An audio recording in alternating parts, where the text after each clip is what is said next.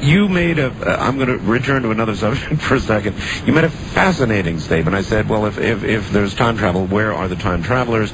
Your answer was, they will not be here until the first time machine is invented, because you could not go back to a time prior to the invention of a machine that would enable travel. Your parallel was you can't travel where there are not roads, and there are not roads back that far in time. If time is to virtually end by 2012, Terence, where would you see the invention of time machine, a time machine, the first time machine, between now and then? Well, I don't think it's between now and then. Actually, I think it's then. It's then? It's then.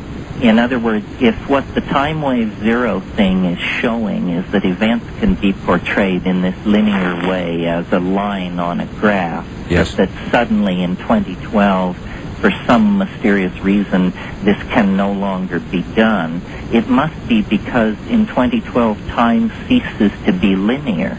And that must mean that's because a technology is created which causes time to lose its linear and serial quality. And that could only be time travel. And you believe that at that moment, tens of thousands or millions or who knows of time travelers will suddenly show up? Well, actually, that's my conservative model of what would happen. What's against that is, I'm sure you've heard this, the well-known grandfather paradox, which is time travel is always said to be impossible because you travel back in time and you could kill your own grandfather. How do we avoid this?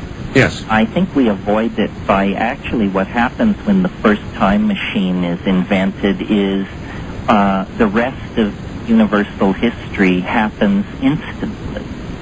This is the only way paradox can be kept out of the picture. So I call it the God whistle scenario. So in other words, linearity ends at that instant. And the rest of the history of the universe occurs in a few milliseconds.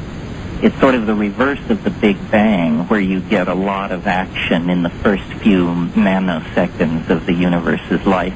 In this model, the universe undergoes half of its morphogenetic unfolding in the last few milliseconds of its existence. Is that then the moment when the human race, in effect, joins those that we can temporarily now visit only with something like DMT?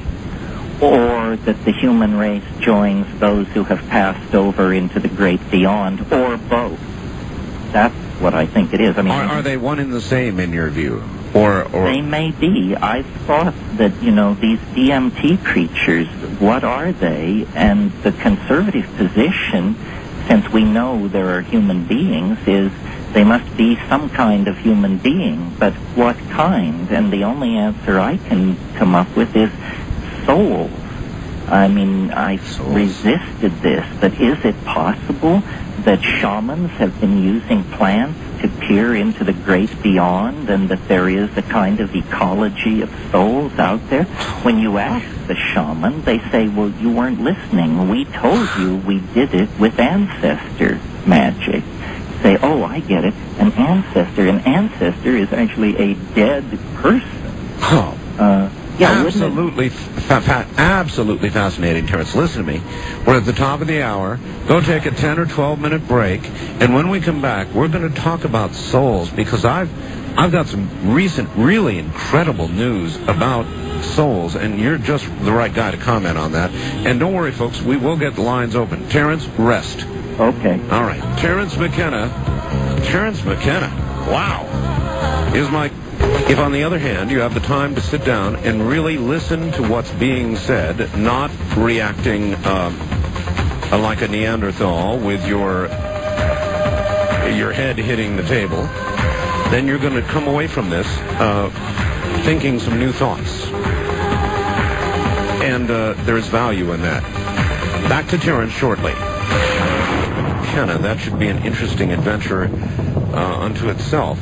But I want to ask you, Terence, about a little bit about souls. You mentioned souls, and so I have two questions. One is, there was a recent, not recent, very old, medical study in which a medical doctor actually endeavored to set out and prove, in days when it was politically okay to do this kind of thing, that the soul could actually be measured, that at the very instant of human death, and he went through a whole big trip. I put the medical report up on my website. The human body loses about 3/4 of an ounce, and not due to gases or anything else you might imagine in your mind, no physical cause, all of that accounted for. And he printed and published this medical study suggesting the human body actually instantly, at the instant of death, loses 3/4 of an ounce of weight. Do you have any reaction to that? Well, looking at it through the eyes of novelty theory, I think nature is very reluctant to give up a complex ordered form once it's been achieved. I've noticed that the difference between living organisms and things like chairs and tables, the chairs and tables don't metabolize. In a sense, the soul is something which is manifest in time. It's almost as though organisms have a hyperdimension. They're objects with time folded inside of them. Yes. And at death, what seems to happen is this complex morphogenetic field, if you will, simply withdraws back into whatever higher dimension it came from in the first place. It's not that